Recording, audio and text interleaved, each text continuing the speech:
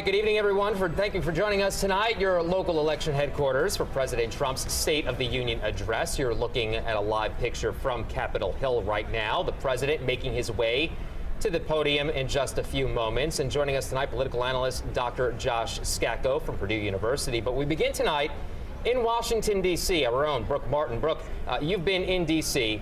What should we expect to hear tonight? Well, good evening, Phil. Good evening, Josh. This is a very highly anticipated speech that the president is about to give. It is not his first major speech. Of course, he had his inaugural address, and he also had an address to the joint sessions of Congress, which, for all intents and purposes, is a State of the Union. But it's not called that, and that makes all the difference. So a lot of people are going to be listening closely to what the president has to say because it has been a very eventful year. And the one takeaway that I want you to listen to throughout the speech is President Trump's call for unity. You're going to hear him ask for a new American moment in which the people of America come together to live out the American dream. These are very idealistic notions that he's going to present, and it is a bit ironic because the past year has been filled with a lot of divisive moments. So from here in Washington, that is the talk, that the call for unity the president is going to make. People want to see how he plans to live that out, Phil. All right, Brooke, thank you very much. We'll check back in with you in a little while. I want to bring in the doctor right now, Dr. Scacco from Purdue University again. Is there anything tonight that President Trump can say that the Democrats will like? I think that in terms of his calls for unity, I think on the surface, the Democrats can absolutely get behind those. And I think you'll see that in terms of the guests that are highlighted as well. So looking at the heroes that he's going to highlight, firefighters as well as first responders later on in his speech, he's going to be calling for a safer, stronger, prouder America. And again, these broad themes are meant to bring both sides together. When you actually get into the nitty-gritty of policy details, right, that's when you start to see some of the Democrats pull away. So when you're talking about the details, the nitty-gritty stuff, in your opinion, what should he focus on? Yeah, so a big unifying theme or a big unifying policy that he could focus on would be infrastructure, and thinking about the potholes that we all have to deal with on a day-to-day basis. Red state Democrats, particularly Senator Joe Donnelly, will be potentially wanting to get behind some of those more concrete policies. But in terms of some more divisive policies that could potentially see some fireworks, at least from the Democratic side, right. Immigration, healthcare, would potentially be two big, more divisive policies. You spoke about Senator Donnelly, very, very vulnerable in a red state. We're probably going to hear from him after the speech as well, along with a number. What do you expect to hear from the senator? Yeah, so Senator Donnelly has to thread a needle tonight, particularly with trying to show that he is independent from the president, that he will hold the president accountable, but also that he is supportive potentially of some of the policies that President Trump will be putting forward tonight, particularly related to infrastructure. I think you will see as well the president talking about things like tax reform, and Joe Donnelly potentially trumpeting some of the benefits to Hoosier businesses, for example. Right. As we continue to take live pictures right now from the chamber, there you have it, the vice president up at the podium right now, waiting for the president to make his way inside and speak for the first time. So in the past, President Trump has had one writer, usually Stephen Miller. Tonight, he's using at least several, including Vice President Pence. Is that, I know you and I talked about this off camera, is that different from past states of the union? Yeah, so there's usually a core group of speechwriters that are that work on these for months in advance, and this speech is very much like putting a metaphorical camel together, where departments, agencies have to have some input over lines in terms of what is said, messages, those types of things. But what you're going to see is here, the core group includes this time Vice President Pence. So looking for me tonight, what I'll be looking for is some of those more unifying values, particularly values that might be amenable to the conservative base, to evangelical Christians, and that's where we might see some of Vice President Pence's contribution in this speech. Okay, and the president making his way in right now to a round of applause inside the chamber. You could see handshakes all around, as is usual, per usual, for States of the Union addresses. Brooke, as we mentioned, she's in D.C. right now. She had a couple of questions for you as well, Doctor. Brooke?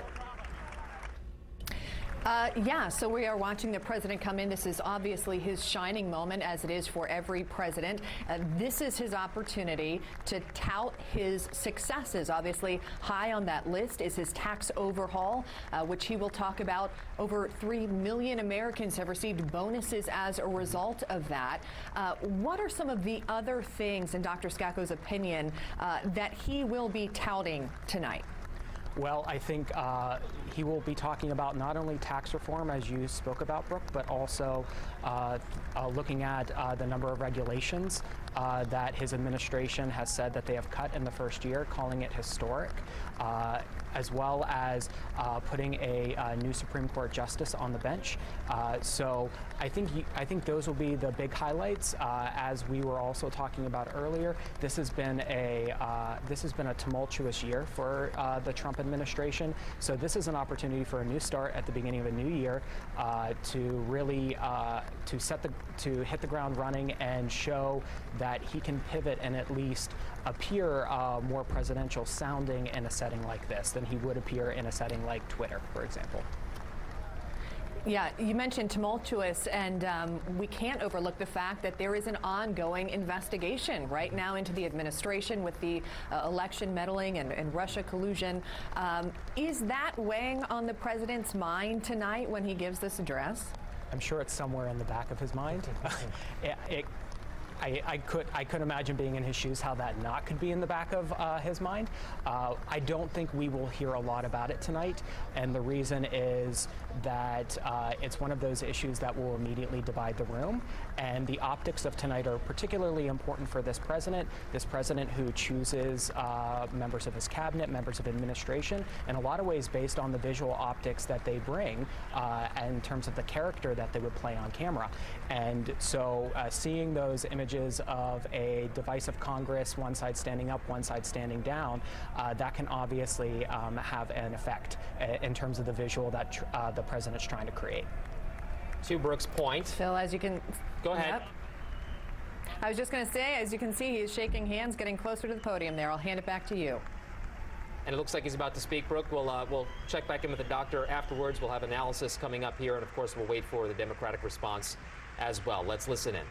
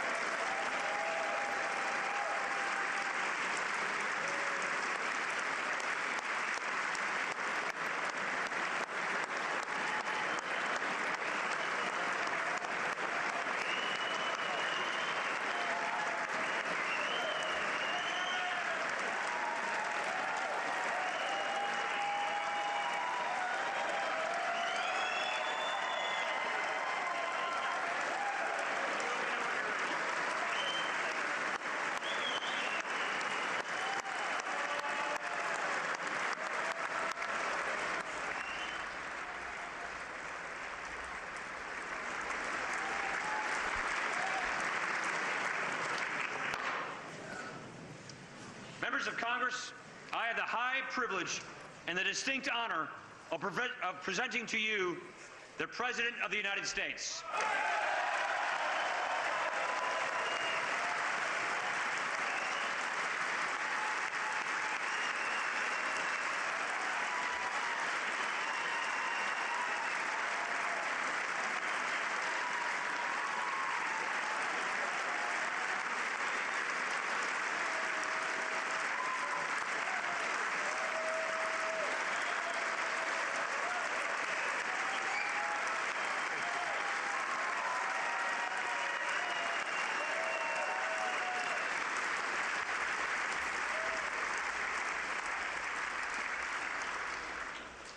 Mr. Speaker, Mr. Vice President, members of Congress, the First Lady of the United States, and my fellow Americans. Less than 1 year has passed since I first stood at this podium in this majestic chamber to speak on behalf of the American people and to address their concerns, their hopes, and their dreams. That night, our new administration had already taken very swift action. A new tide of optimism was already sweeping across our land. Each day since, we have gone forward with a clear vision and a righteous mission to make America great again for all Americans.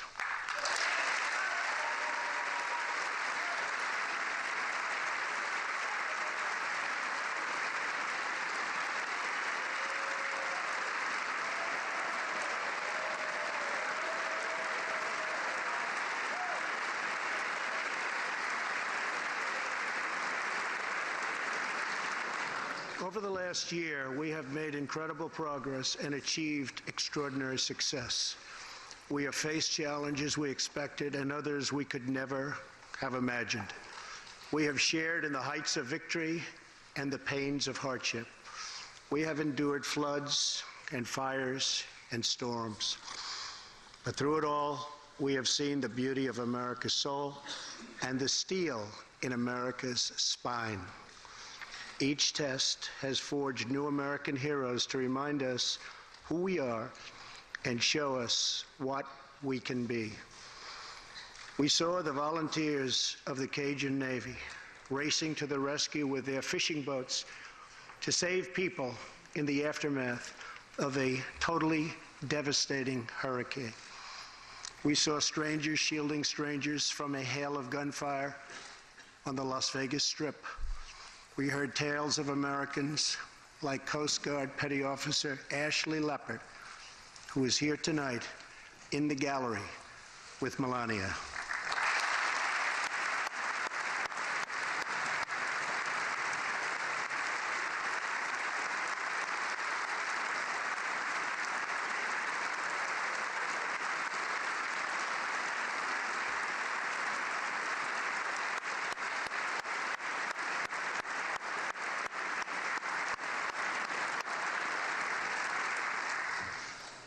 Ashley was aboard one of the first helicopters on the scene in Houston during the Hurricane Harvey. Through 18 hours of wind and rain, Ashley braved live power lines and deep water to help save more than 40 lives. Ashley, we all thank you. Thank you very much.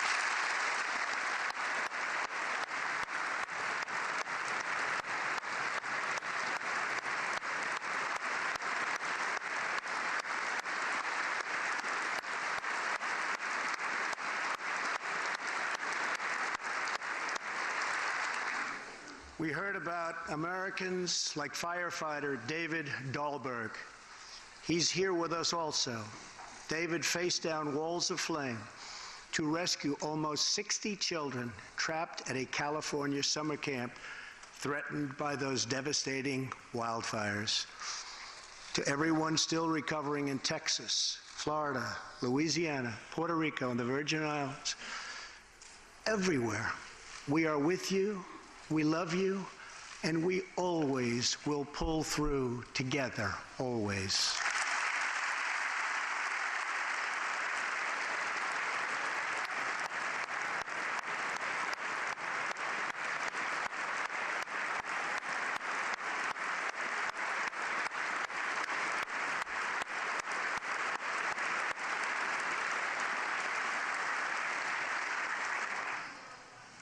Thank you to David and the brave people of California. Thank you very much, David. Great job. Some trials over the past year touched this chamber very personally. With us tonight is one of the toughest people ever to serve in this House. A guy who took a bullet, almost died, and was back to work 3.5 months later. The legend from Louisiana, Congressman Steve Scalise.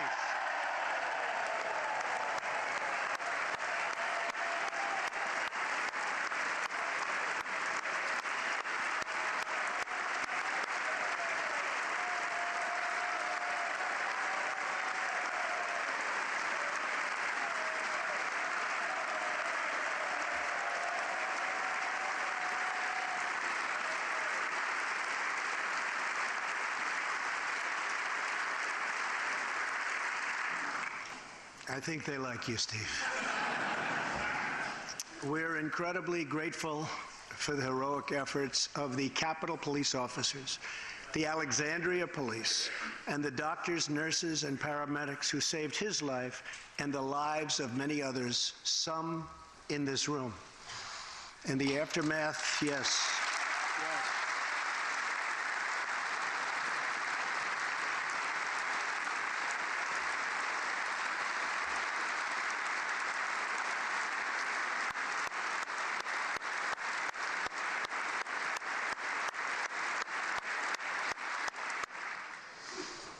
In the aftermath of that terrible shooting, we came together, not as Republicans or Democrats, but as representatives of the people.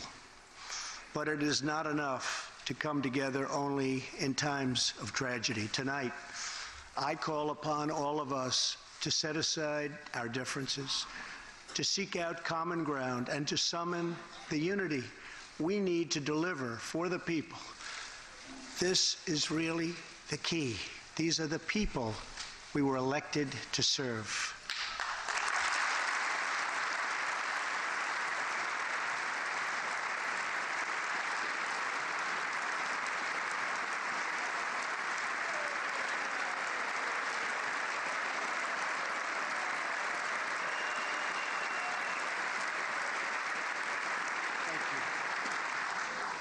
Over the last year, the world has seen what we always knew, that no people on earth are so fearless or daring or determined as Americans. If there is a mountain, we climb it. If there's a frontier, we cross it. If there's a challenge, we tame it. If there's an opportunity, we seize it. So let's begin tonight by recognizing that the state of our union is strong because our people are strong.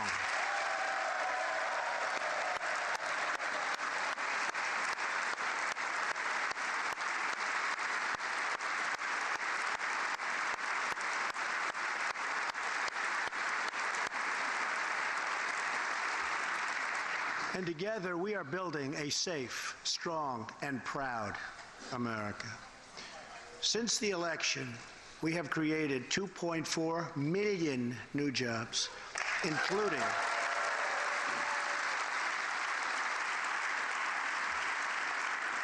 including 200,000 new jobs in manufacturing alone. Tremendous number.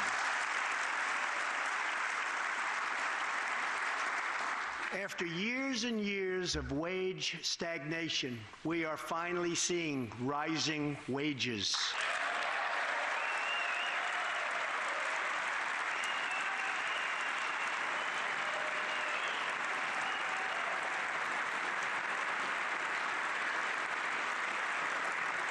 Unemployment claims have hit a 45-year low.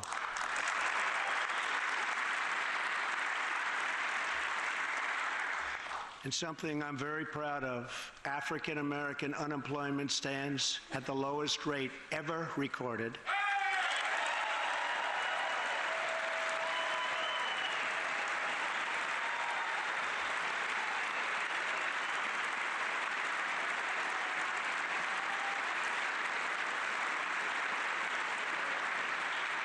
And Hispanic American unemployment has also reached the lowest levels in history.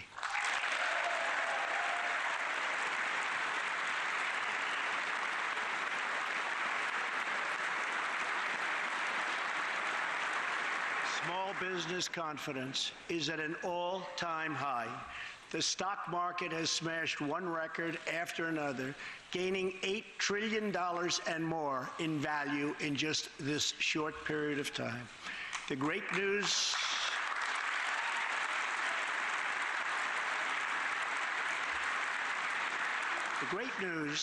for Americans, 401k, retirement pension, and college savings accounts have gone through the roof. And just as I promised the American people from this podium 11 months ago, we enacted the biggest tax cuts and reforms in American history.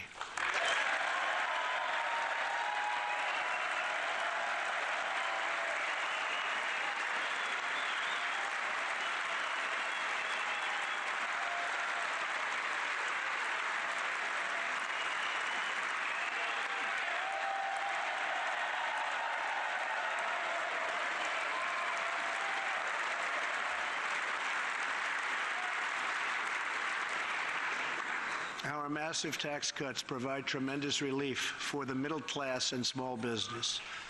To lower tax rates for hardworking Americans, we nearly doubled the standard deduction for everyone.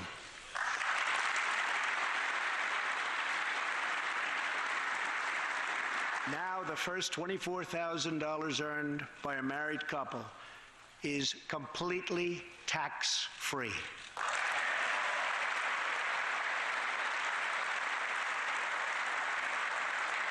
We also doubled the child tax credit.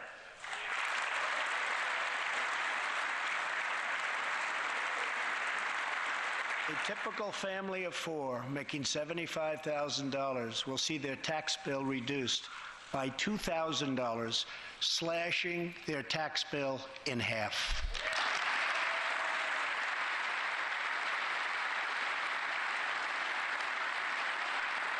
In April, this will be the last time you will ever file under the old and very broken system, and millions of Americans will have more take-home pay starting next month, a lot more.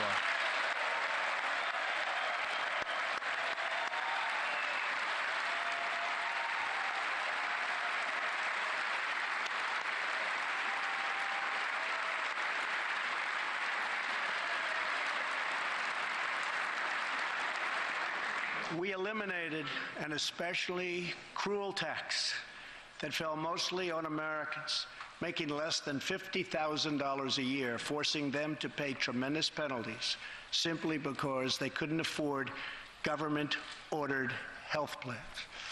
We repealed the core of the disastrous Obamacare. The individual mandate is now gone.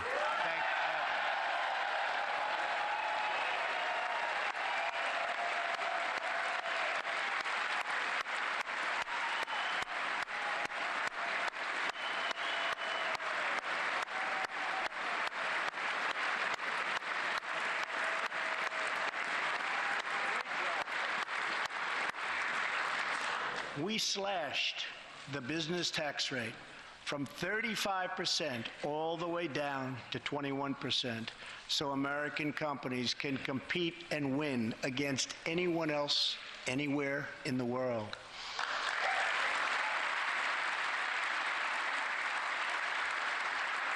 These changes alone are estimated to increase average family income by more than $4,000. A lot of money.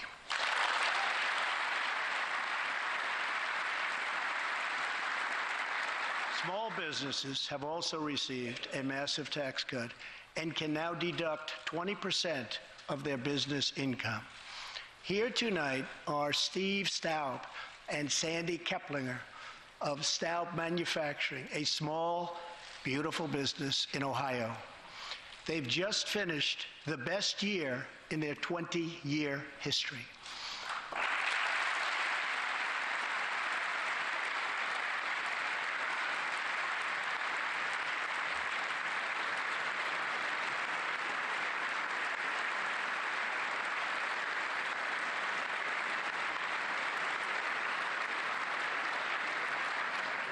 Because of tax reform, they are handing out raises, hiring an additional 14 people, and expanding into the building next door. Good feeling.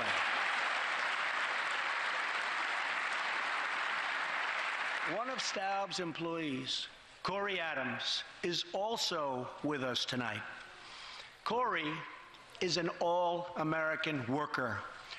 He supported himself through high school, lost his job during the 2008 recession, and was later hired by Staub, where he trained to become a welder.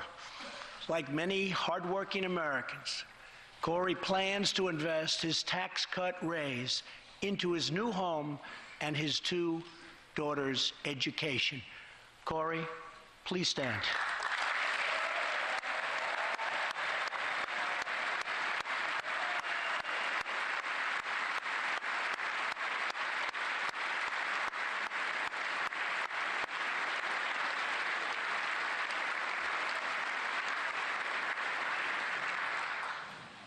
and he's a great welder. I was told that by the man that owns that company that's doing so well. So congratulations, Corey. Since we passed tax cuts, roughly 3 million workers have already gotten tax cut bonuses, many of them thousands and thousands of dollars per worker, and it's getting more every month, every week. Apple has just announced it plans to invest a total of $350 billion in America and hire another 20,000 workers.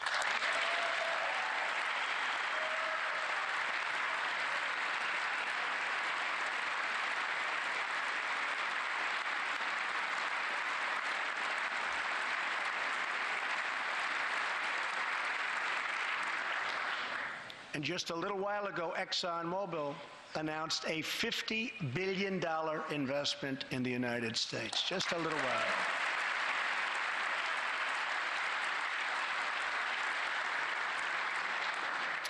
This, in fact, is our new American moment.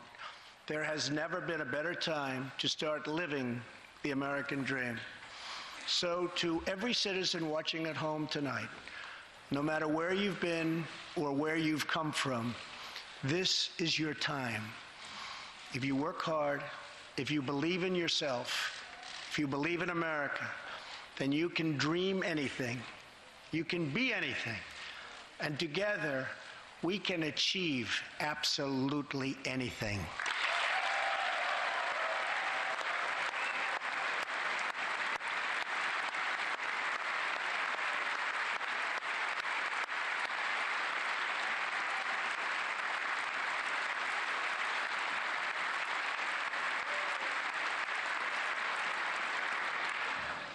Tonight, I want to talk about what kind of future we're going to have and what kind of a nation we're going to be. All of us together as one team, one people, and one American family can do anything. We all share the same home, the same heart, the same destiny, and the same great American flag.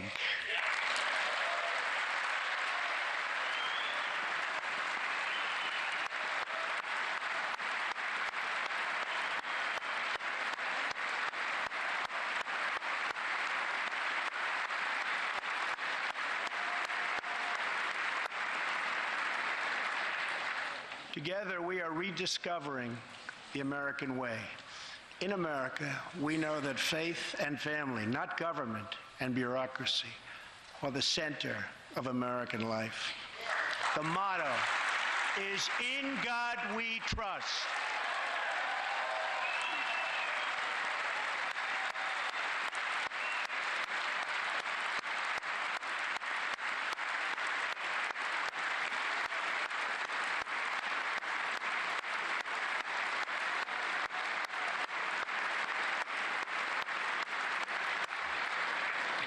And we celebrate our police, our military, and our amazing veterans as heroes who deserve our total and unwavering support.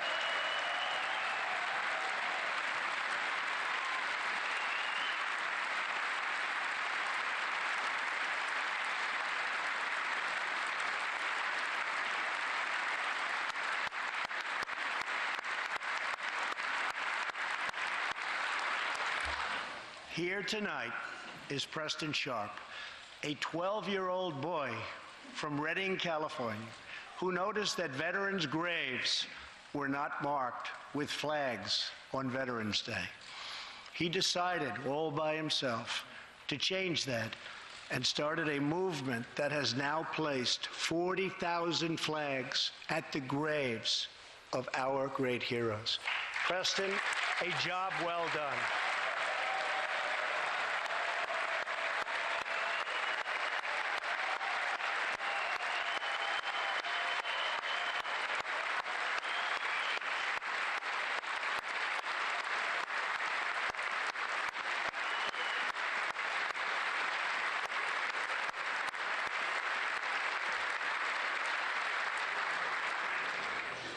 Young patriots like Preston teach all of us about our civic duty, as Americans.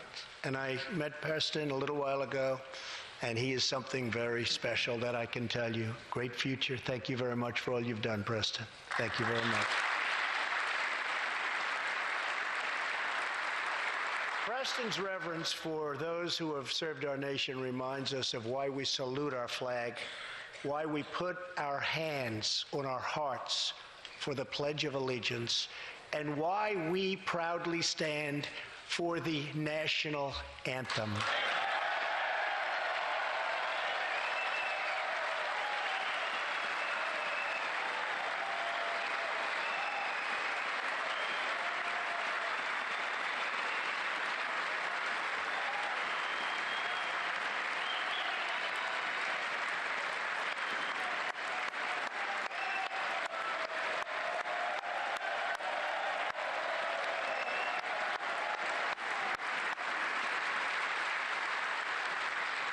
Americans love their country, and they deserve a government that shows them the same love and loyalty in return.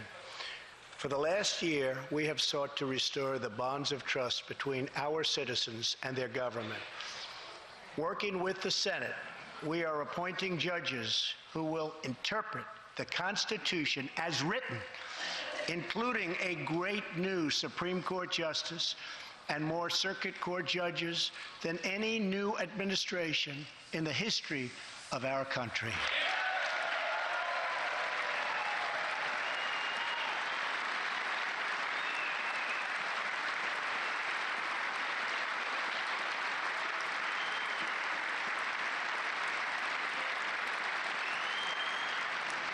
We are totally defending our Second Amendment and have taken historic actions to protect religious liberty.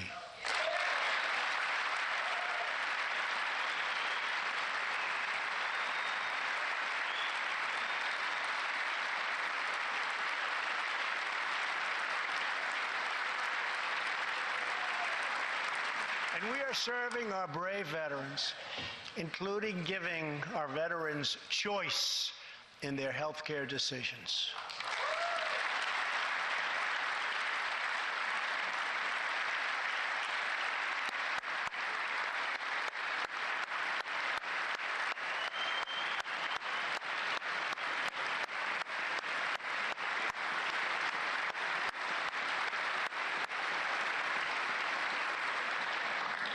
Last year, Congress also passed, and I signed, the landmark VA Accountability Act.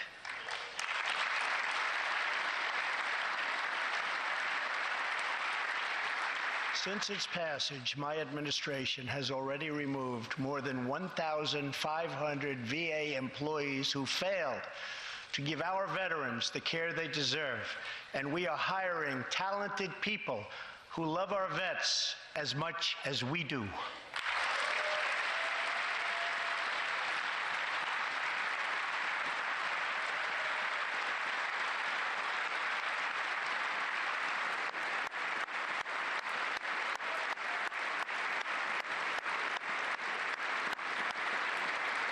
And I will not stop until our veterans are properly taken care of, which has been my promise to them from the very beginning of this great journey.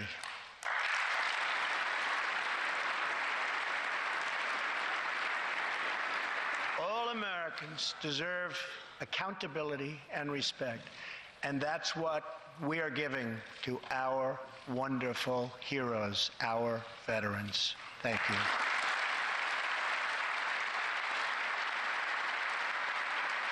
So tonight I call on Congress to empower every cabinet secretary with the authority to reward good workers and to remove federal employees who undermine the public trust or fail the American people.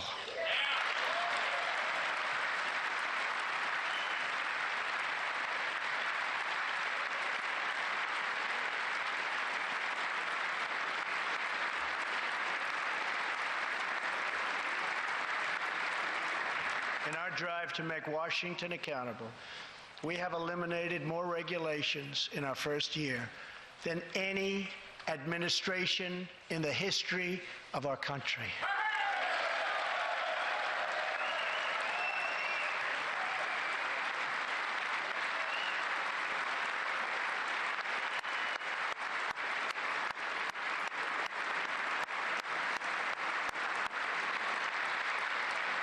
We have ended the war on American energy, and we have ended the war on beautiful, clean coal.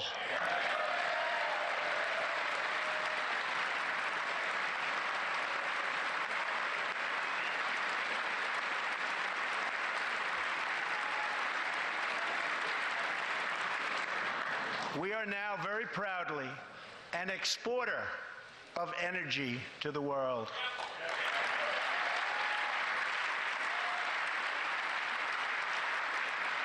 In Detroit, I halted government mandates that crippled America's great, beautiful auto workers so that we can get Motor City revving its engines again, and that's what's happening.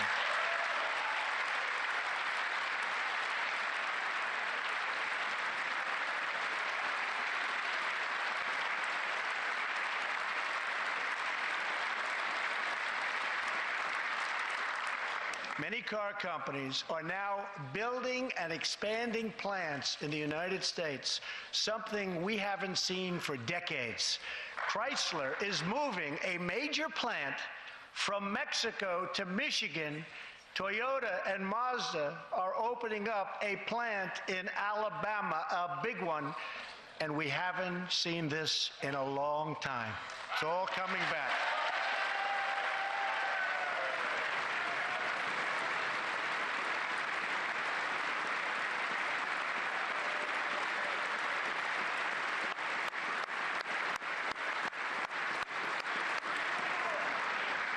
Very soon, auto plants and other plants will be opening up all over our country. This is all news Americans are totally unaccustomed to hearing. For many years, companies and jobs were only leaving us. But now, they are roaring back, they're coming back, they want to be where the action is, they want to be in the United States of America. That's where they want to be.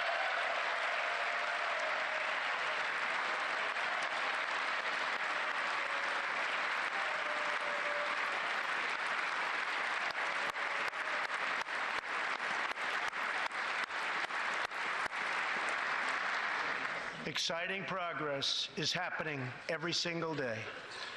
To speed access to breakthrough cures and affordable generic drugs, last year, the FDA approved more new and generic drugs and medical devices than ever before in our country's history.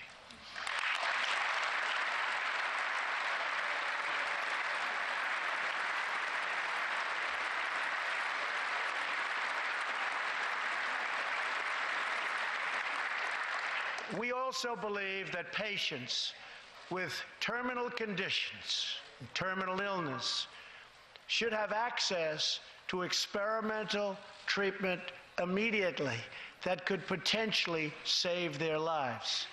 People who are terminally ill should not have to go from country to seek a cure. I want to give them a chance right here at home. It's time for Congress to give these wonderful, incredible Americans the right to try.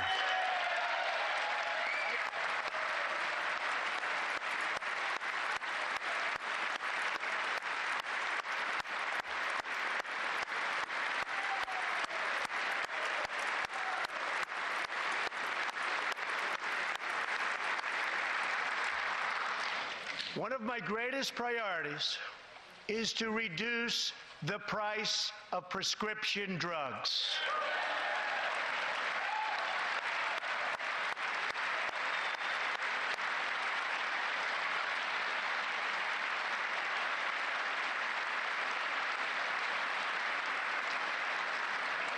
In many other countries, these drugs cost far less than what we pay in the United States, and it's very, very unfair. That is why I've directed my administration to make fixing the injustice of high drug prices one of my top priorities for the year.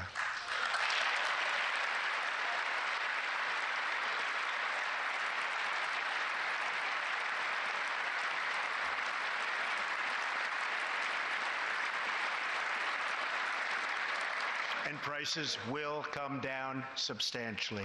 Watch. America has also finally turned the page on decades of unfair trade deals that sacrificed our prosperity and shipped away our companies, our jobs, and our wealth. Our nation has lost its wealth, but we're getting it back so fast. The era of economic surrender is totally over. From now on, we expect trading relationships to be fair and, very importantly, reciprocal.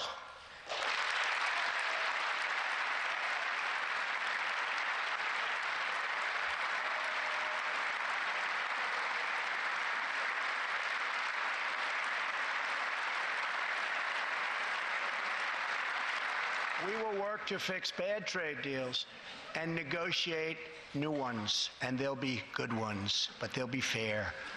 And we will protect American workers and American intellectual property through strong enforcement of our trade rules.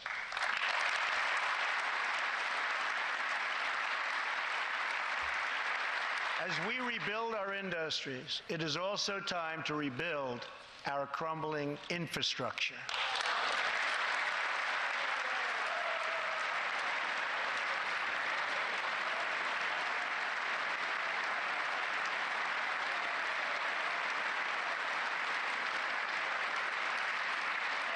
America is a nation of builders.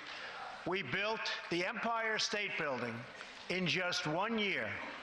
Isn't it a disgrace that it can now take 10 years just to get a minor permit approved for the building of a simple road?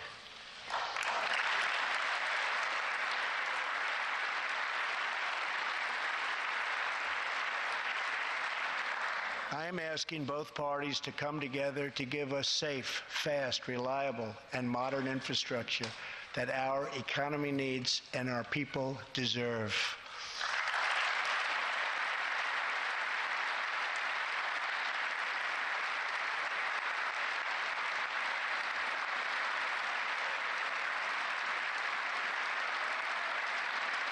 Tonight, I'm calling on Congress to produce a bill that generates at least $1.5 trillion for the new infrastructure investment that our country so desperately needs.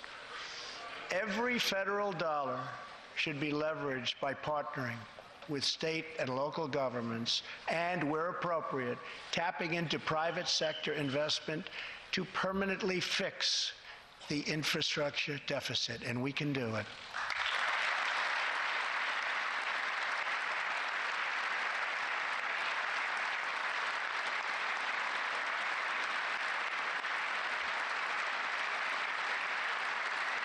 Any bill must also streamline the permitting and approval process, getting it down to no more than 2 years and perhaps even 1.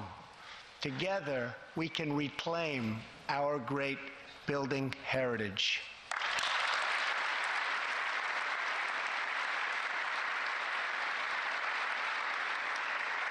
We will build gleaming new roads, bridges, highways, railways, and waterways all across our land.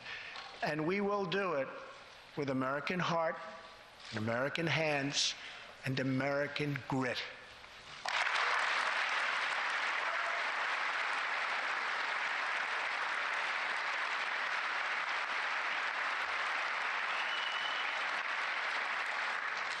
We want every American to know the dignity of a hard day's work. We want every child to be safe in their home at night.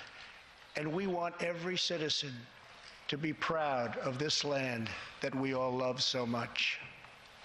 We can lift our citizens from welfare to work, from dependence to independence, and from poverty to prosperity. As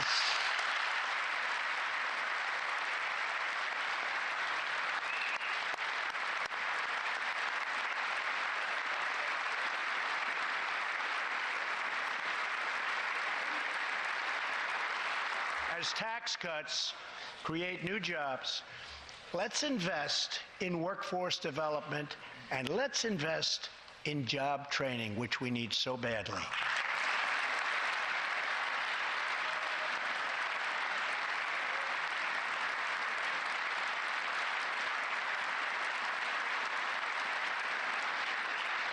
Let's open great vocational schools so our future workers can learn a craft and realize their full potential.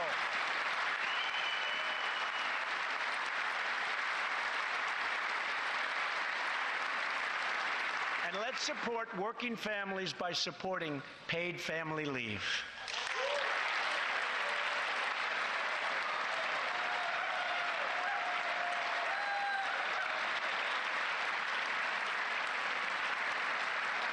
As America regains its strength, opportunity must be extended to all citizens.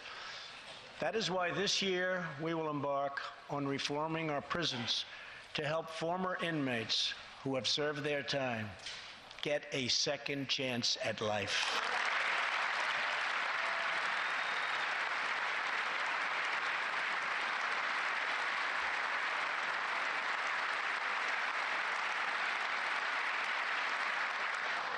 Struggling communities, especially immigrant communities, will also be helped by immigration policies that focus on the best interests of American workers and American families. For decades, open borders have allowed drugs and gangs to pour into our most vulnerable communities.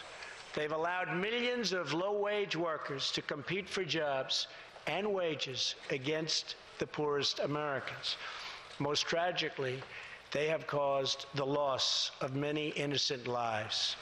Here tonight are two fathers and two mothers, Evelyn Rodriguez, Freddie Cuevas, Elizabeth Alvarado, and Robert Mickens. Their two teenage daughters, Kayla Cuevas and Nisa Mickens, were close friends on Long Island. But in September 2016, on the eve of Nisa's 16th birthday, such a happy time it should have been, neither of them came home. These two precious girls were brutally murdered while walking together in their hometown. 6 members of the savage MS-13 gang have been charged with Kayla and Nisa's murders. Many of these gang members took advantage of glaring loopholes in our laws to enter the country as illegal, unaccompanied alien minors and wound up in Kayla and Nisa's high school. Evelyn, Elizabeth, Freddie, and Robert, tonight everyone in this chamber is praying for you. Everyone in America is grieving for you. Please stand. Thank you very much.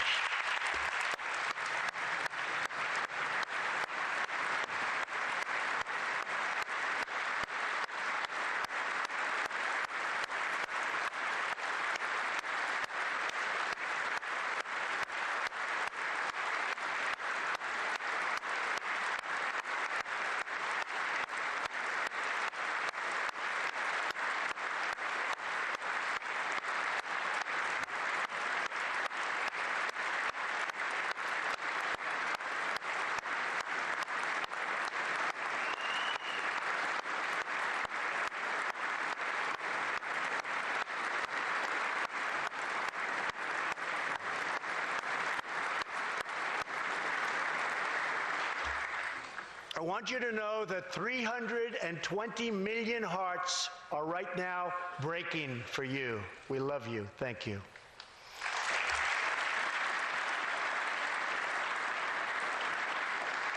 While we cannot imagine the depths of that kind of sorrow, we can make sure that other families never have to endure this kind of pain.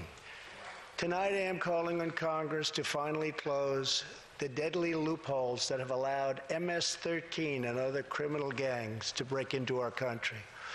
We have proposed new legislation that will fix our immigration laws and support our ICE and Border Patrol agents. These are great people. These are great, great people that work so hard in the midst of such danger, so that this can never happen again.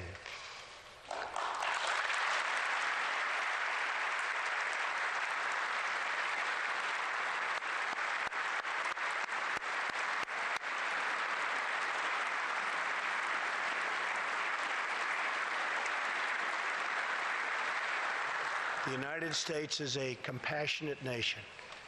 We are proud that we do more than any other country anywhere in the world to help the needy, the struggling, and the underprivileged all over the world. But as President of the United States, my highest loyalty, my greatest compassion, my constant concern is for America's children, America's struggling workers, and America's forgotten communities. I want our youth to grow up, to achieve great things. I want our poor to have their chance to rise.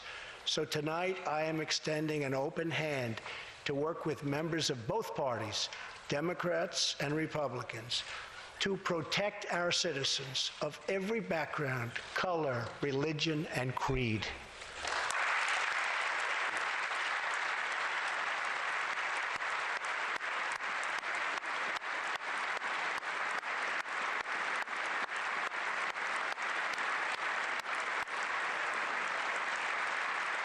My duty, and the sacred duty of every elected official in this chamber, is to defend Americans, to protect their safety, their families, their communities, and their right to the American dream. Because Americans are dreamers too.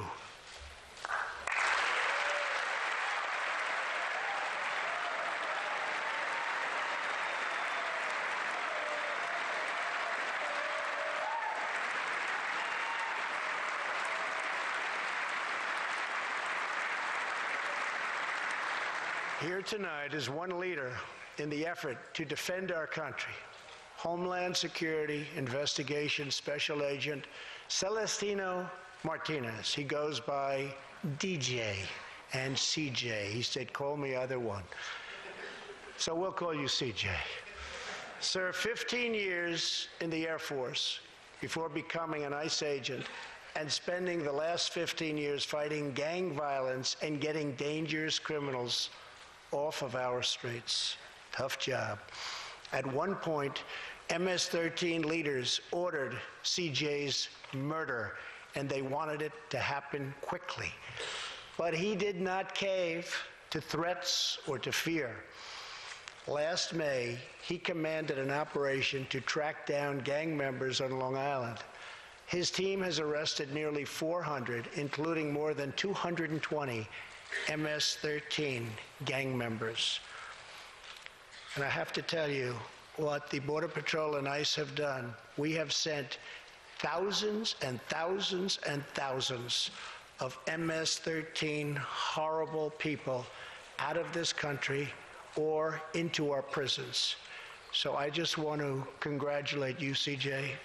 You're a brave guy. Thank you very much.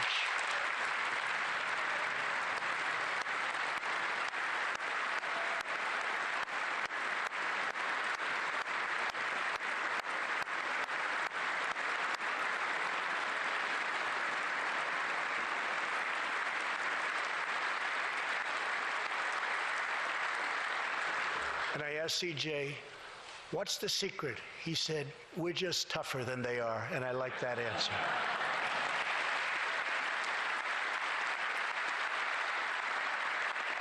Now let's get Congress to send you, and all of the people in this great chamber have to do it. We have no choice. CJ, we're going to send you reinforcements, and we're going to send them to you quickly. It's what you need.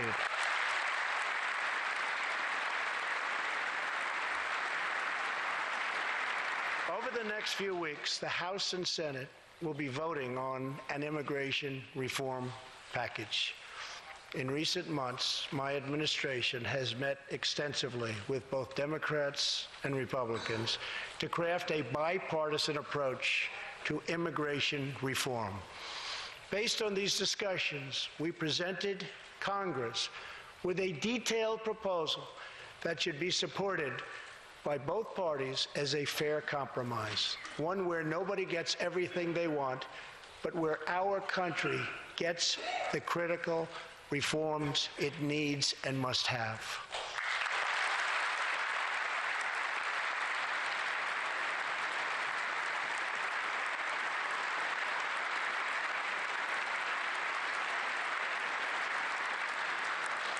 Here are the 4 pillars of our plan.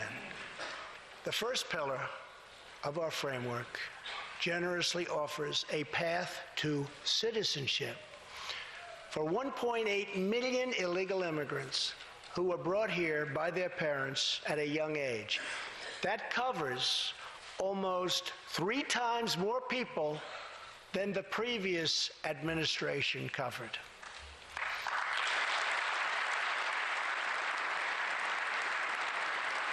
Under our plan, those who meet education and work requirements and show good moral character will be able to become full citizens of the United States over a 12-year period.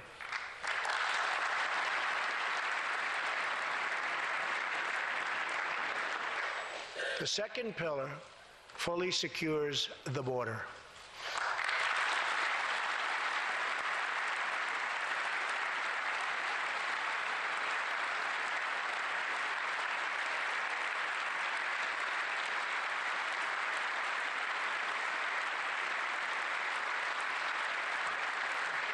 That means building a great wall on the southern border, and it means hiring more heroes like CJ to keep our communities safe.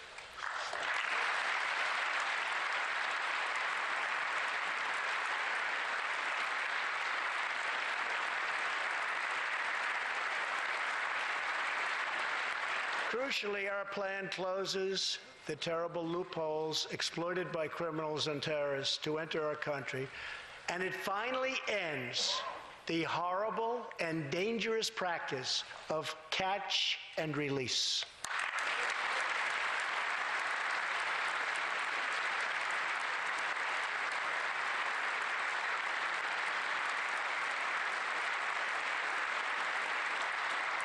The third pillar ends the visa lottery, a program that randomly hands out green cards without any regard for skill, merit, or the safety of American people.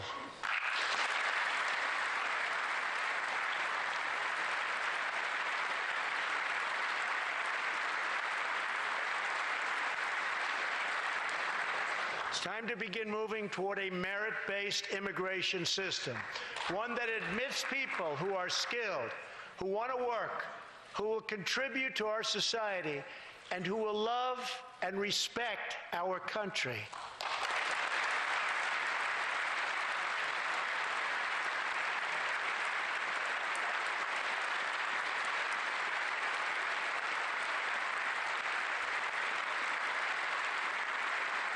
The fourth and final pillar protects the nuclear family by ending chain migration.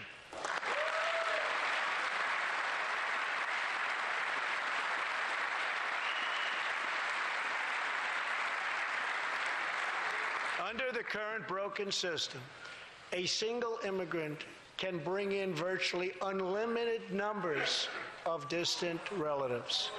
Under our plan, we focus on the immediate family by limiting sponsorships to spouses and minor children.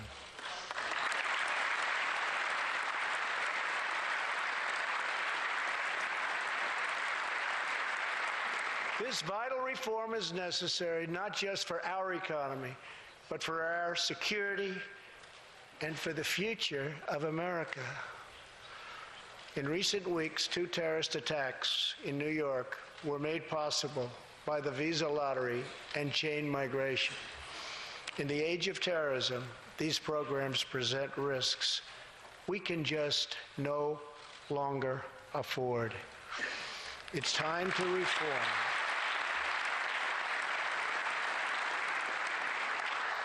These outdated immigration rules and finally bring our immigration system into the 21st century.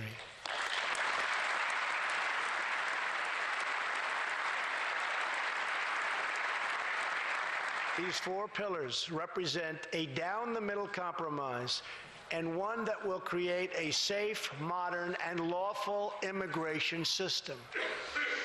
For over 30 years, Washington has tried and failed to solve this problem.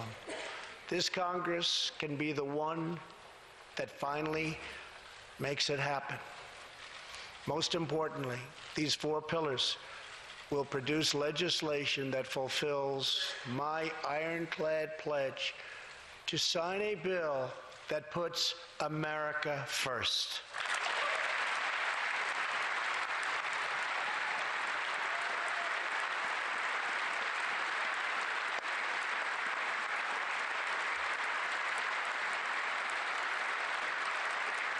So let's come together, set politics aside, and finally get the job done.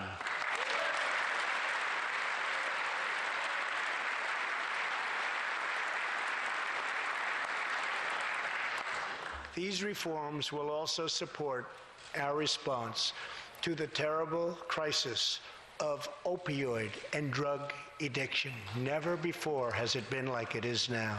It is terrible. We have to do something about it. In 2016, we lost 64,000 Americans to drug overdoses, 174 deaths per day, 7 per hour. We must get much tougher on drug dealers and pushers if we are going to succeed in stopping this scourge.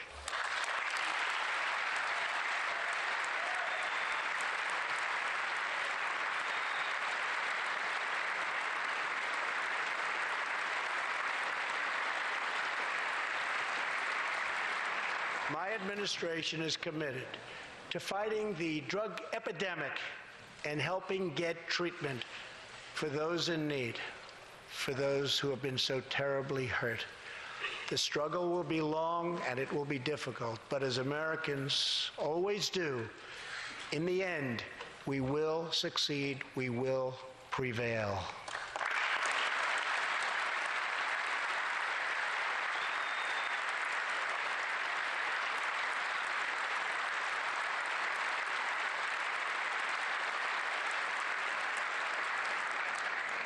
As we have seen tonight, the most difficult challenges bring out the best in America. We see a vivid expression of this truth in the story of the Holetz family of New Mexico. Ryan Holetz is 27 years old, an officer with the Albuquerque Police Department. He's here tonight with his wife, Rebecca.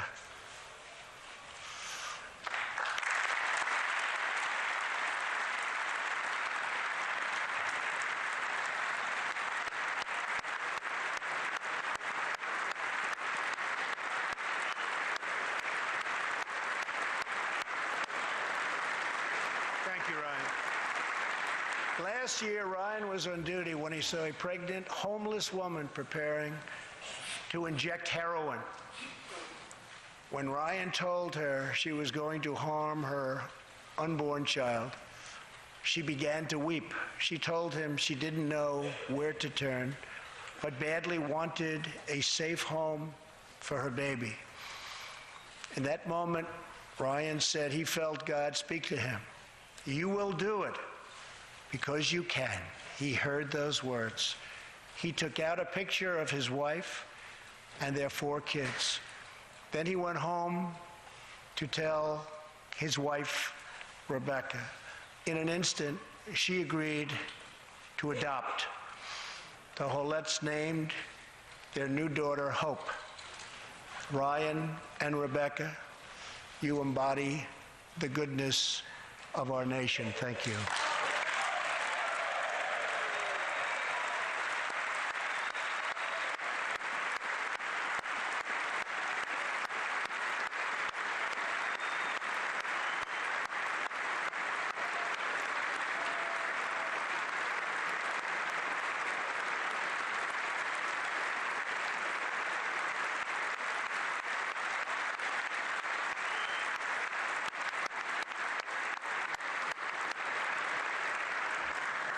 Thank you, Ryan and Rebecca. As we rebuild America's strength and confidence at home, we are also restoring our strength and standing abroad. Around the world, we face rogue regimes, terrorist groups, and rivals like China and Russia that challenge our interests, our economy, and our values. In confronting these horrible dangers, we know that weakness is the surest path to conflict, and unmatched power is the surest means to our true and great defense. For this reason, I am asking Congress to end the dangerous defense sequester and fully fund our great military.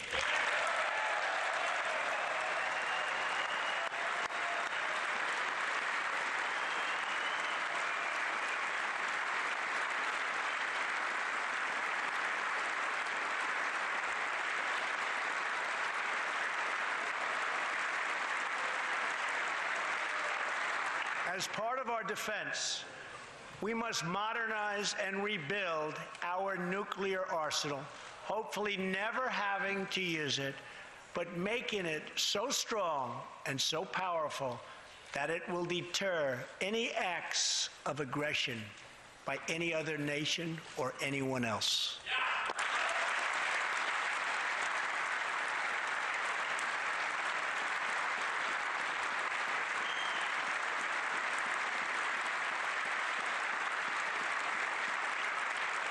Perhaps someday in the future there will be a magical moment when the countries of the world will get together to eliminate their nuclear weapons. Unfortunately, we are not there yet, sadly. Last year, I also pledged that we would work with our allies to extinguish ISIS from the face of the earth. 1 year later, I am proud to report that the coalition to defeat ISIS has liberated very close to 100% of the territory just recently held by these killers in Iraq and in Syria and in other locations as well.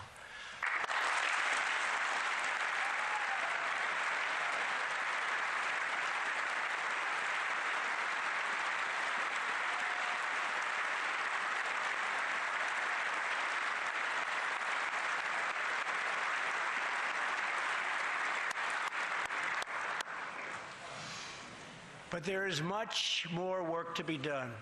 We will continue our fight until ISIS is defeated. Army Staff Sergeant Justin Peck is here tonight.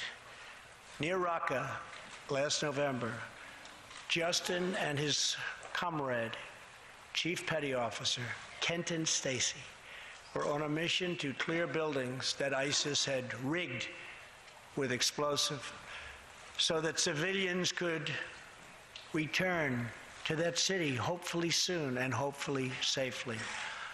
Clearing the second floor of a vital hospital, Kenton Stacy was severely wounded by an explosion. Immediately, Justin bounded into the booby-trapped and unbelievably dangerous and unsafe building and found Kenton, but in very, very bad shape. He applied pressure to the wound and inserted a tube to reopen an airway. He then performed CPR for 20 straight minutes during the ground transport and maintained artificial respiration through 2.5 hours and through emergency surgery.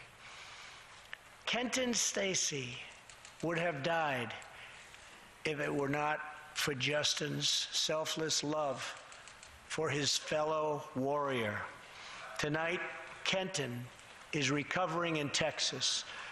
Raqqa is liberated, and Justin is wearing his new Bronze Star with a V for valor. Staff Sergeant Peck, all of America salutes you.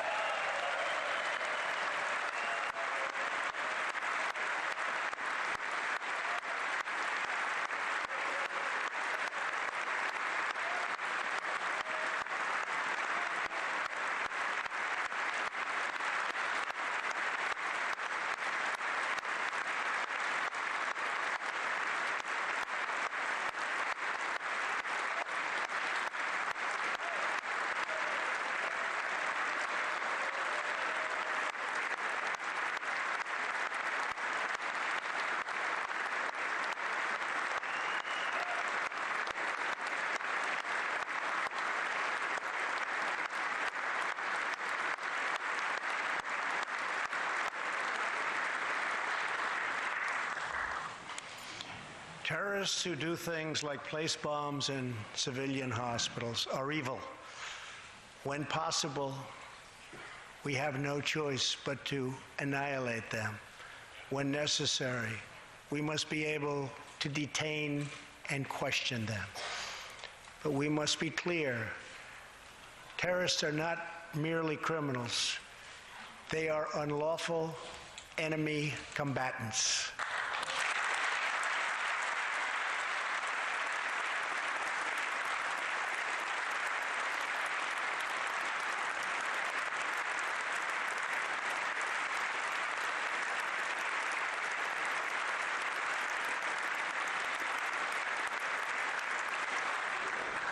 And when captured overseas, they should be treated like the terrorists they are.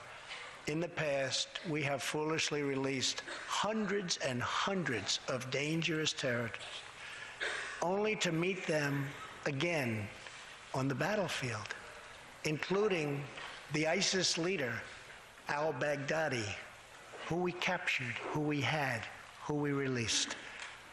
So today, I'm keeping another promise. I just signed, prior to walking in, an order directing Secretary Mattis, who is doing a great job. Thank you.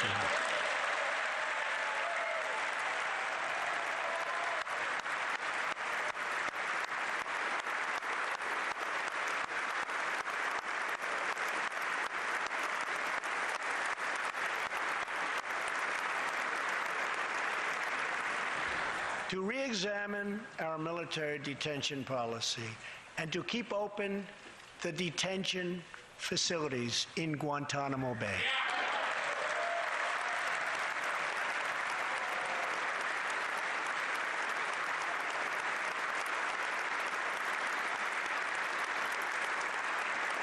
I am asking Congress to ensure that in the fight against ISIS and al-Qaeda, we continue to have all necessary power to detain terrorists wherever we chase them down, wherever we find them.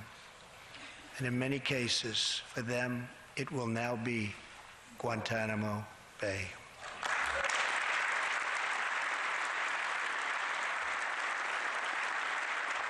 At the same time, as of a few months ago, our warriors in Afghanistan have new rules of engagement.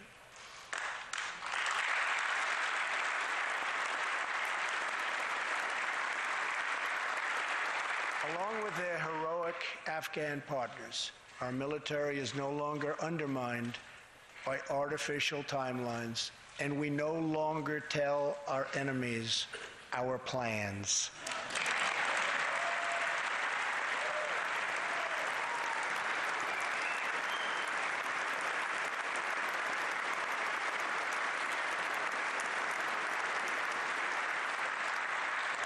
Last month, I also took an action endorsed unanimously by the U.S. Senate just months before. I recognized Jerusalem as the capital of Israel.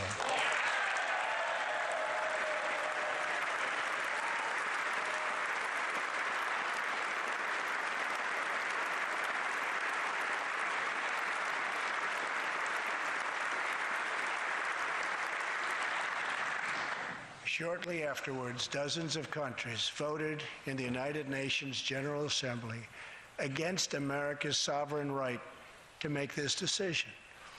In 2016, American taxpayers generously sent those same countries more than $20 billion in aid. That is why tonight I am asking Congress to pass legislation to help ensure American foreign assistance dollars always serve American interests and only go to friends of America, not enemies of America.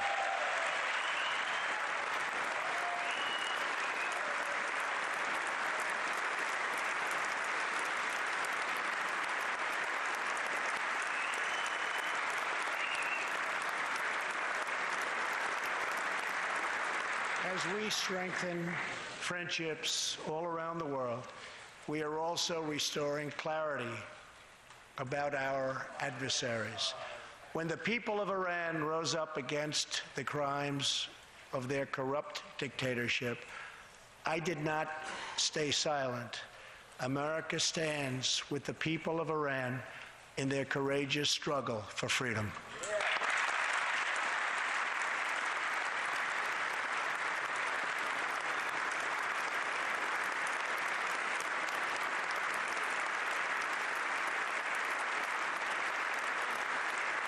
I am asking Congress to address the fundamental flaws in the terrible Iran nuclear deal. My administration has also imposed tough sanctions on the communist and socialist dictatorships in Cuba and Venezuela.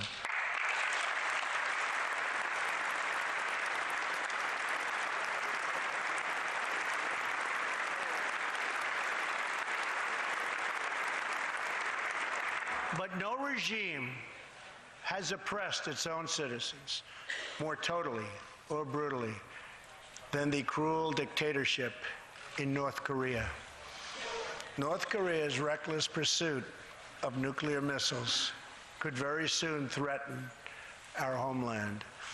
We are waging a campaign of maximum pressure to prevent that from ever happening. Past experience has taught us that complacency and concessions only invite aggression and provocation. I will not repeat the mistakes of past administrations that got us into this very dangerous position. We need only look at the depraved character of the North Korean regime to understand the nature of the nuclear threat it could pose to America and to our allies. Otto Warmbier was a hard-working student at the University of Virginia, and a great student he was. On his way to study abroad in Asia, Otto joined a tour to North Korea. At its conclusion, this wonderful young man was arrested and charged with crimes against the state. After a shameful trial, the dictatorship sentenced Otto to 15 years of hard labor before returning him to America last June, horribly injured and on the verge of death. He passed away just days after his return. Otto's wonderful parents, Fred and Cindy Warmbier, are here with us tonight, along with Otto's brother and sister, Austin and Greta. Please.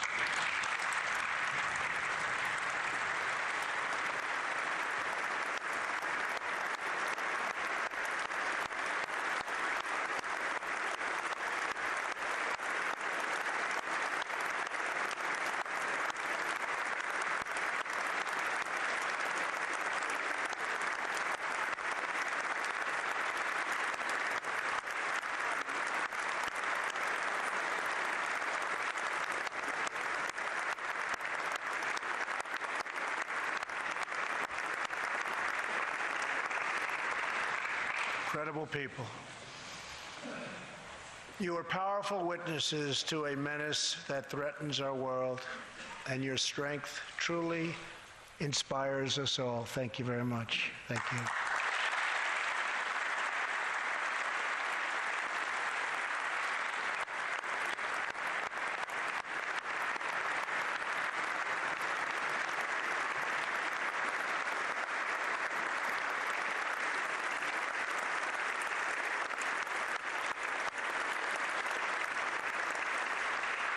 Tonight, we pledge to honor Otto's memory with total American resolve. Thank you. Finally,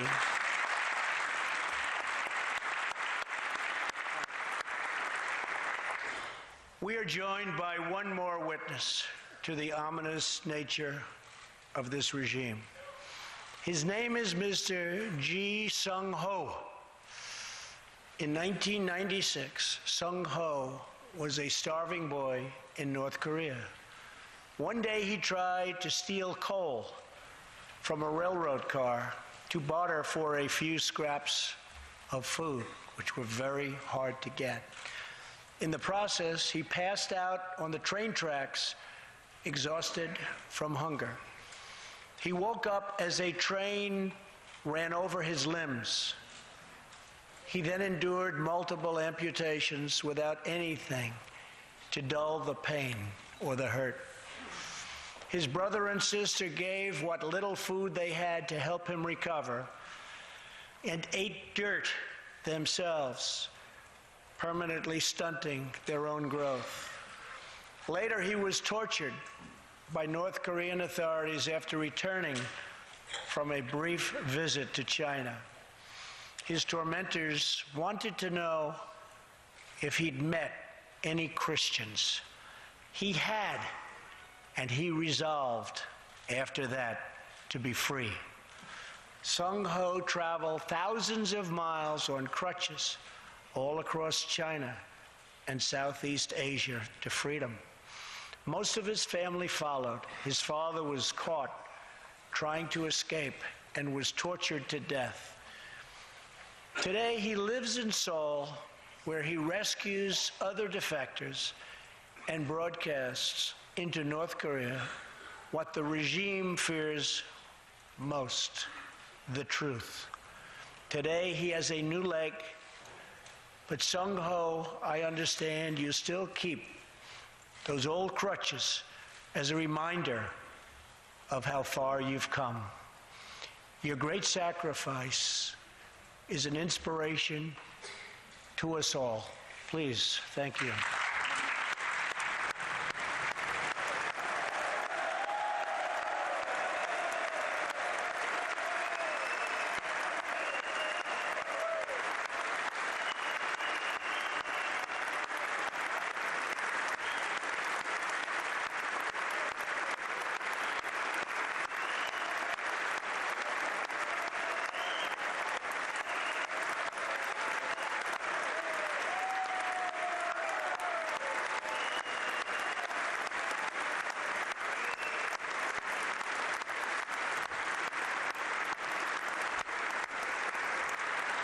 Sung Ho's story is a testament to the yearning of every human soul to live in freedom.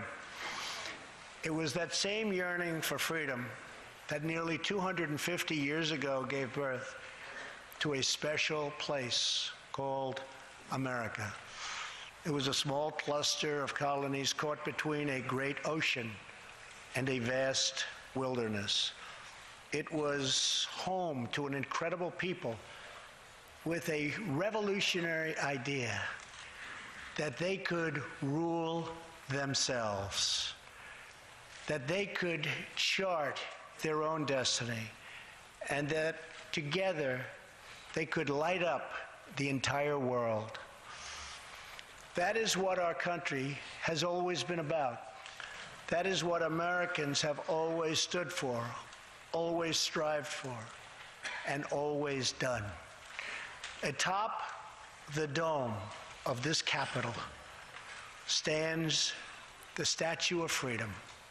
She stands tall and dignified among the monuments to our ancestors who fought and lived and died to protect her. Monuments to Washington and Jefferson and Lincoln and King.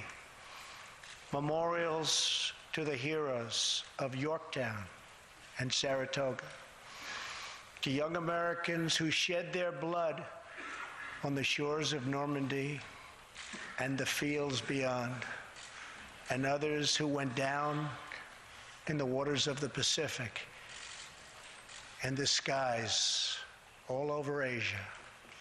And freedom stands tall over one more monument, this one. This Capitol, this living monument, this is the monument to the American people.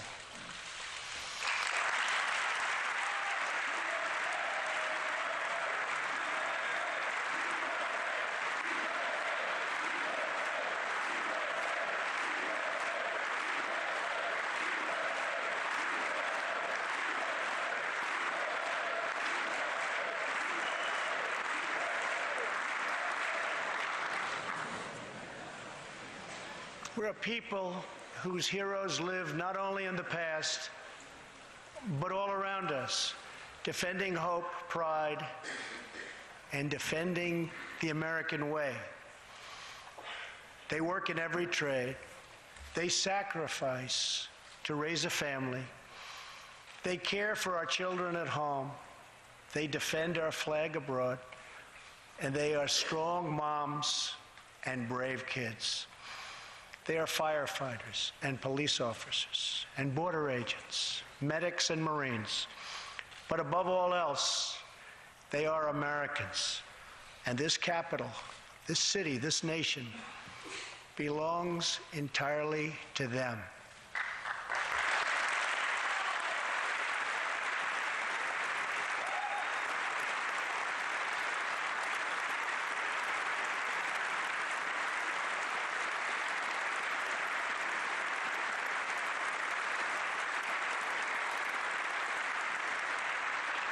Our task is to respect them, to listen to them, to serve them, to protect them, and to always be worthy of them.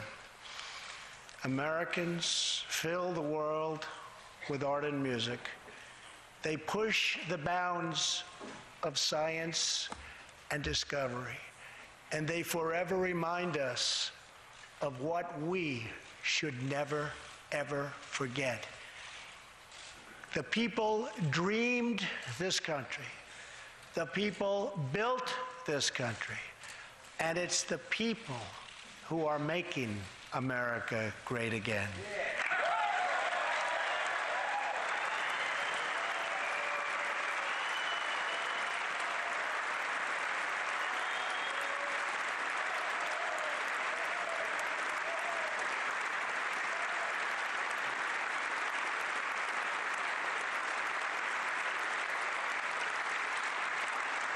As long as we are proud of who we are and what we are fighting for, there is nothing we cannot achieve.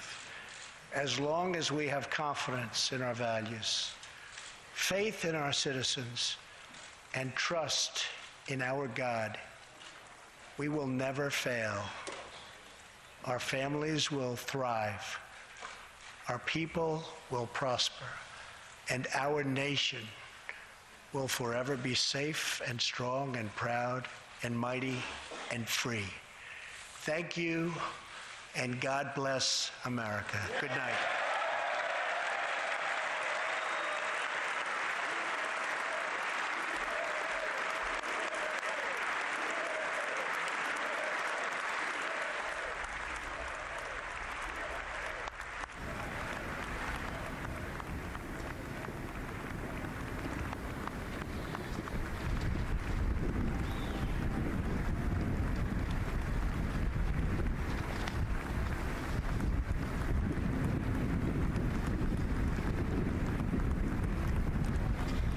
And there you have it, President Donald Trump's first State of the Union address, rivaling the longest in length that we know of right now. 2000, Bill Clinton had it, and I believe President Trump may have broken it. Yeah. It was an address filled with a theme of unity, and I just got word from our producer that, yes, this is now the longest State of the Union address in history. Good evening, everyone. Brooke Martin here live from the nation's capital. This was a big night for President Trump after a year that was very eventful and at times tumultuous for the president. This was his opportunity to strike a new chord, not only with Republicans but with Democrats, and he certainly tried that with a theme of unity today. He called it the new American moment. He said this is a time that we need to start living out the American dream. He focused on the economy, on taxes, and on health care. Main themes that President Obama did a lot to further, but not in the right ways, according to President Trump. And he is trying to do away with a lot of the initiatives from the past administration. His themes also went further into his tax overhaul. He touted that. That was a big accomplishment in his eyes this past year. He said 3 million Americans have received bonuses because of the tax overhaul and the tax bill that he signed. But in the middle of, ahead of all of the accomplishments, what was looming in this administration right now is a recent government shutdown, is actual division in Congress, and some major themes: immigration, childhood health insurance, that still remain unanswered. And so Democrats, I've been following on social media, it seems like their biggest complaint right now from the speech is simply where is the policy to back up these initiatives? So a lot of questions to be answered. We will hear from the Democratic response in just a little bit. But I am joined tonight by Phil Sanchez in studio, along with our political analyst from Purdue University. Good evening, gentlemen. I'd love your takeaways. So Josh and I were talking, Josh Skacko from Purdue University. We were talking during the speech, and I have to tell you at home, watching this guy break down a speech is like watching a pro football player break down the Super Bowl. It was really interesting to see some of the points that you pounded on. And right from the get-go, you said he's a little bit uncomfortable in these situations. Yeah, so this is not Twitter. Right. And clearly what you see is Donald Trump becoming much more comfortable as the speech goes on. You notice that he claps less in between applause lines, and he uses those initially as a way to break up some of the uncomfortableness that can often happen when there is a pause. Right. No one likes a pause, so being able to break that up with some clapping helps. But you see him getting much more comfortable, and you see that much more in terms of the ways in which he goes off prompter. Yes. And that becomes much more frequent as the speech goes on. You watch him look directly at the camera. You can see him ad-libbing and right. thinking about what he wants to say next that might not necessarily be coming from the prompter. As he settled into the role Absolutely. there at the podium, Yeah. he got a little bit more comfortable. That was obvious. And there were a lot of applauses, not only from Yes, him up at the absolutely. podium into the microphone, but also around the chamber as well. Absolutely. We also, something that you pointed out during that speech was the lack of applause from the Democratic side. And I guess the question that a lot of folks at home have, and we did as well at the desk, was what will that portray to voters? Right. Democrats, in a lot of ways, are revved up in preparation for the 2018 elections, and the highly partisan Democrats are not necessarily looking for their representatives in the House, as well as their senators, to compromise with Donald Trump in an election year. So what you're seeing is some showmanship going on. Mm-hmm. Republicans cheering and applauding, Democrats sitting in their seats looking glum. This is a hallmark of highly partisan politics in a very polarized era.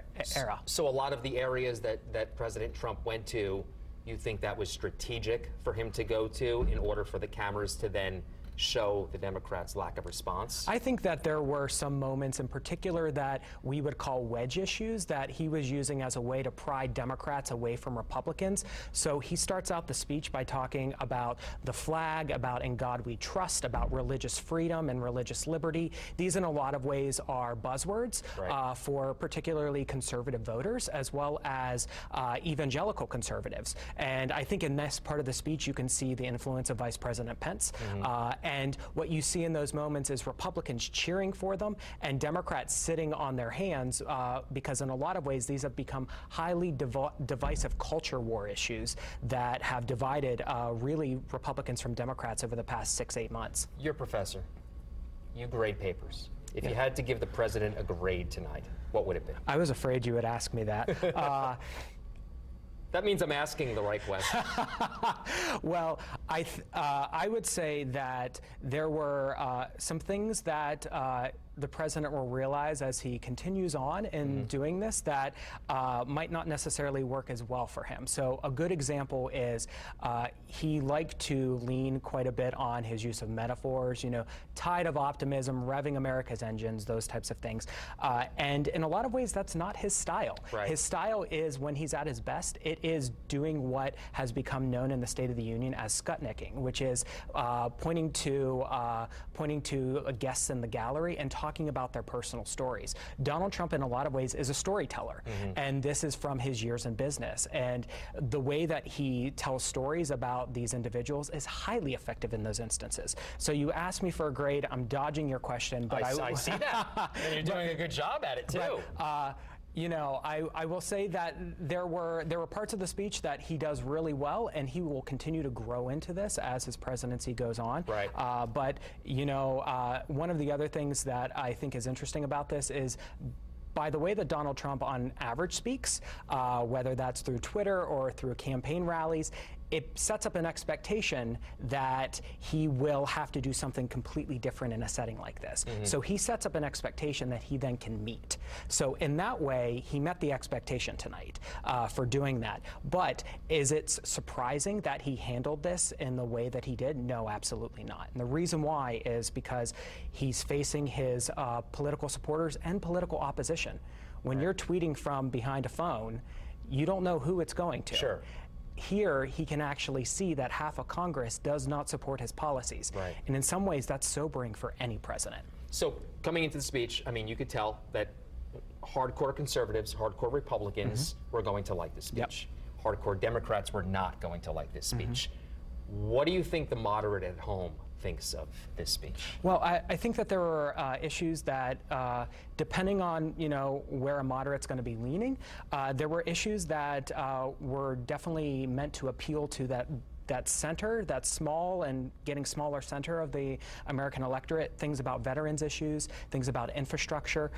These would be things that if he was getting through to moderates, you will see, for example, senators like Joe Donnelly talking about these things, because in a lot of ways, these become great partisan equalizers. And so you can also look at those in the context of the applause lines. Democrats stood up for applause on infrastructure issues. They also stood up for applause on veterans. And so these, I think, would be issues that that more moderate voters might have been picking up on. And if you were watching us at home at the beginning of this, at the onset, we were talking about Senator Joe Donnelly and the likes of Senator Joe Donnelly, Joe Manchin being another Democrat in a red state. Absolutely. They have to be very careful with their response to the speech tonight, correct? Absolutely. So Senator Joe Donnelly, I think, and we were talking about this a little bit off camera, most likely was very supportive of what the president was saying on infrastructure right up to the moment that he started talking about public-private partnerships. Specifically because Indiana has a history with public-private partnerships. So there is some controversy around those, around that implementation in Indiana. And but what you're seeing is you're seeing the president in some ways, he will say a statement that it has very broad appeal. Everyone likes puppies, right? And then what he will do is he will add some policy behind it, some messaging behind it that is meant to kind of ring the bell of Republican voters, and that's when you'll see Democrats back off. So it's very easy to get behind the common value that, you know, we all hate potholes, which we do, but then it becomes, how do you pay for eliminating those potholes? Well, public-private partnerships, and traditionally Democrats haven't been big fans of that particular route. So a couple of the takeaways, we talked about some of the positives for President Trump on his first State of the Union. What were some of the negatives tonight? I would say one of the big negatives here is that for some of his supporters who relish the fact that he does not occupy that traditional Republican president or just traditional presidential image, his bombast, his unpredictability. In this setting, he can come off as relatively wooden and stilted. So for some of his supporters, this might seem like a very different Donald Trump. And so I think what you're going to see is you're going to see a quick pivot by Donald Trump in the days ahead in terms of selling some of these policies back to the more brash, back again. Yeah, absolutely. So because again, his appeal in the primary, his appeal in the general election, his appeal in his first year has been that he defies the norms of what we think of when we think of a president. And for many of his supporters, they like that. And in this particular setting, when you put him next to politicians, and you have him acting like a politician reading from a teleprompter and being highly scripted, it could potentially come off as jarring in some ways. So we're waiting for Representative Joe Kennedy to deliver the Democratic response. What can we expect to hear from him tonight? Well, these responses are difficult to do under the best of circumstances for anyone giving a response. And actually, Senator or Representative Kennedy is about to give that speech. We'll analyze it on the back end. To join you all tonight. We are here in Fall River, Massachusetts, a proud American city.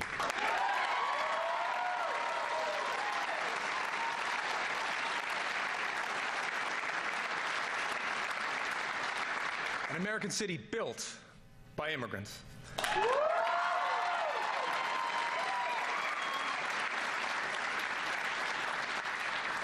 From textiles to robots, this is a place that knows how to make great things.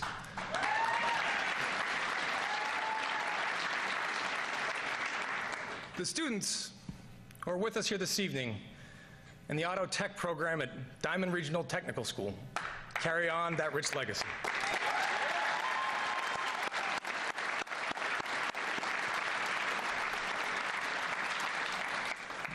Like many American hometowns, Fall River has faced its share of storms. But the people here are tough. They fight for each other. They pull for their city. It is a fitting place to gather as our nation reflects on the state of our union. This is a difficult task. Many have spent the last year anxious, angry, afraid. We all feel the fractured fault lines across our country. We hear the voices of Americans who are forgotten and feel forsaken. We see an economy that makes stocks soar, investor portfolios bulge, and corporate profits climb, but fails to give workers their fair share of the reward. A government that struggles to keep itself open. Russia, knee-deep in our democracy. An all-out war on environmental protection. A Justice Department rolling back civil rights by the day. Hatred and supremacy proudly marching in our streets. Bullets tearing through our classrooms, concerts, and congregations, targeting our safest, sacred places. And this nagging, sinking feeling, no matter your political beliefs, that this is not right. This is not who we are.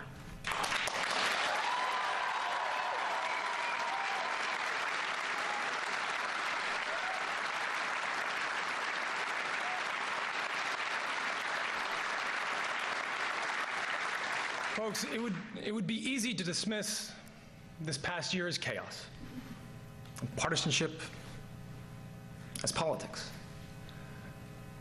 But it's far, far bigger than that. This administration isn't just targeting the laws that protect us. They're targeting the very idea that we are all worthy of protection. For them, dignity isn't something you're born with, but something you measure by your net worth, your celebrity, your headlines, your crowd size. Not to mention the gender of your spouse, the country of your birth, the color of your skin, the God of your prayers. Their record is a rebuke to our highest American ideal, the belief that we are all worthy, that we are all equal, that we all count in the eyes of our law and our leaders, our God and our government. That is the American promise.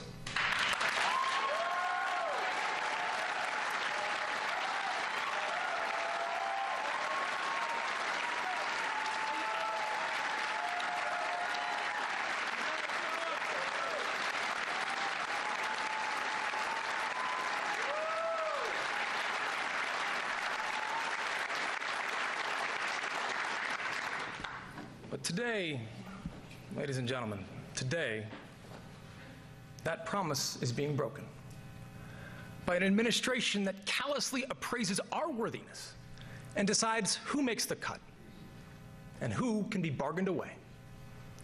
They're turning American life into a zero-sum game where for one to win, another must lose, where we can guarantee America's safety if we slash our safety net, where we can extend health care in Mississippi if we gut it in Massachusetts. We can cut taxes for corporations today if we raise them on families tomorrow, where we can take care of sick kids if we sacrifice dreamers. We are bombarded with one false choice after another: coal miners or single moms, rural communities or inner cities, the coast or the heartland. As if the mechanic in Pittsburgh, a teacher in Tulsa, and a daycare worker in Birmingham are bitter rivals, rather than mutual casualties of a system forcefully rigged towards those at the top. As if the parent who lies awake, terrified that their transgender son or daughter will be beaten and bullied at school, is any more or less legitimate than a parent whose heart is shattered by a daughter in the grips of an opioid addiction. So here is the answer that Democrats offer tonight. We choose both.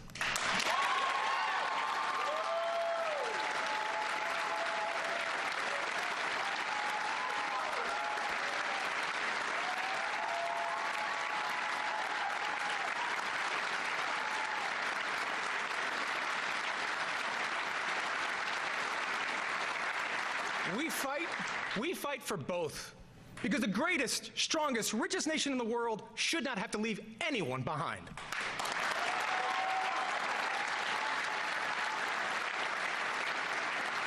We choose a better deal for all who call our country home. We choose a living wage and the paid leave and affordable child care your family needs to survive. We choose pensions that are solvent, trade pacts that are fair, roads and bridges that won't rust away, a good education that you can afford. We choose a healthcare system that offers you mercy, whether you suffer from cancer or depression or addiction. We choose an economy strong enough to boast record stock prices and brave enough to admit that top CEOs making 300 times their average worker is not right.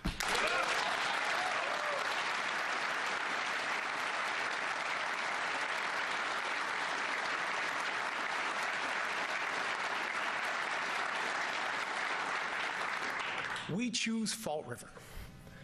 We choose the thousands of American communities whose roads aren't paved with power or privilege, but with an honest effort, with good faith, and the resolve to build something better for your kids. That is our story. It began the day our founding fathers and mothers set sail for a new world, fleeing oppression and intolerance. It continued with every word of our independence, the audacity to declare that all men are created equal, an imperfect promise for a nation struggling to become a more perfect union. It grew with every suffragette step, every freedom rider's voice, and with every weary soul we welcome to our shores. And to all the dreamers out there watching tonight, let me be absolutely clear. Ustedes son parte de nuestra historia. Vamos a luchar por ustedes y no nos vamos a alejar. You are part of our story. We will fight for you, and we will not walk away.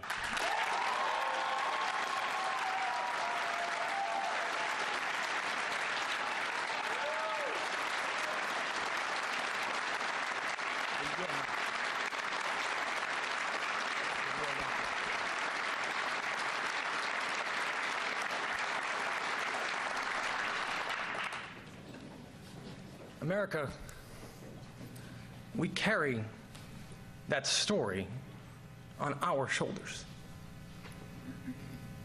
You swarmed Washington last year to ensure that no parent has to worry if they can afford to save their child's life. You proudly marched together last weekend, thousands deep, on the streets of Las Vegas and Philadelphia and Nashville. You sat high atop your mom's shoulders and held a sign that read, "Build a wall, and my generation will tear it down."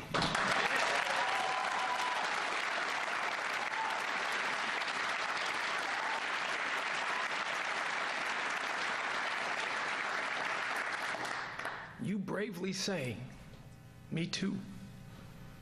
You steadfastly say, "Black Lives Matter."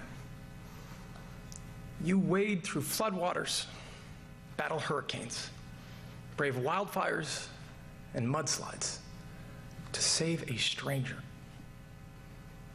You battle your own quiet battles every single day. You drag your weary bodies to that extra shift so that your families won't feel the sting of scarcity. You leave loved ones at home to defend our country overseas or patrol our neighborhoods at night.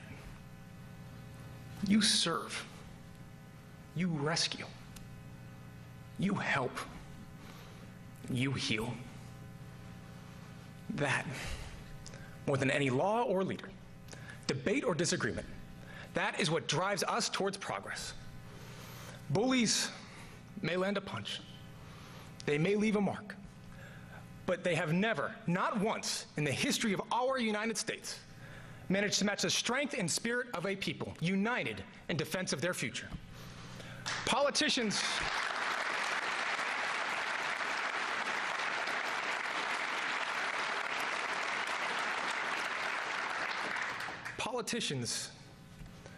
can be cheered for the promises they make.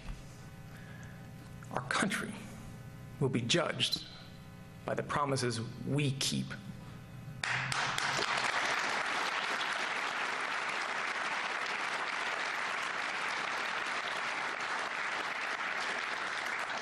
That is the measure of our character. That is who we are. Out of many, one. Ladies and gentlemen, have faith. Have faith. The state of our union is hopeful, resilient, and enduring. God bless you. God bless your families. And may God bless the United States of America. Thank you. All right, well, there you have it. Congressman Joe Kennedy delivering the Democratic response to the State of the Union tonight. 37 years old, standing there, no suit jacket, in Massachusetts tonight. We'll bring Josh Scacco back in here tonight from Purdue University.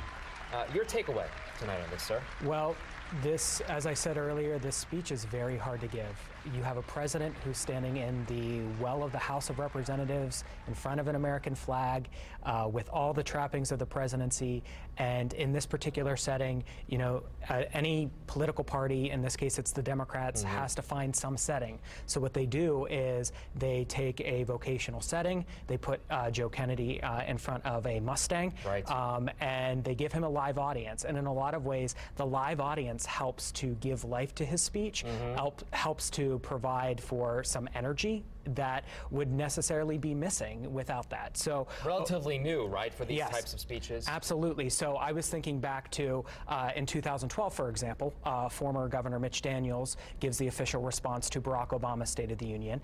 He's looking directly at camera in that particular response, and there is a sense of loneliness about it. And you have a president who can trumpet accomplishments, who can talk about all the things that they can do and want to do. So many of these positive things that we've been talking about for a couple of minutes. And then you have the response. And the response has to be, well, things aren't necessarily that great. Right. And here are all the critiques that we want to give. But I think what you're seeing here is you're seeing Congressman Kennedy give a hopeful message as well, talking about that essentially the false dichotomies that President Trump sets up between having one thing or another thing, and Congressman Kennedy says we should have both. So it is an inherently hopeful message as well. Right, and you mentioned previous speeches, the infamous Marco Rubio speech several years ago as well. It is a very lonely spot to be in. It's a tough spot to be in to deliver this type of speech. And we should say the congressman did come out a little nervous at the beginning, He right? was, absolutely. You noticed that right from the get-go. Yeah, absolutely. He came out a little bit nervous. His speech at the beginning was a little bit halted, but I think what helped him was the crowd. Again, whoever decided behind the scenes to put Congressman Kennedy in front of the crowd really helped in this particular setting. Just as the crowd helps, the president being able to break up messages with applause and those types of things. Sure, this is like theater. This really is political theater. Absolutely. At its best. What other responses do you expect us to get here in the coming day or so when we have about 30 seconds left? Yeah, so big things. There are several other Democrats who will be giving their own responses tonight. So, for example, Bernie Sanders will be. But I think what you're going to see over the next couple of days is, as opposed to breaking down whether or not this will help or hurt the president's approval rating, spoiler, it usually doesn't move it one way or the other that much. The big things we should be focusing for are how does Donald Trump try to sell the agenda that he's put forward tonight. We'll see. Dr. Skacko, good to see you. Thank you, sir. Thank you for being here tonight.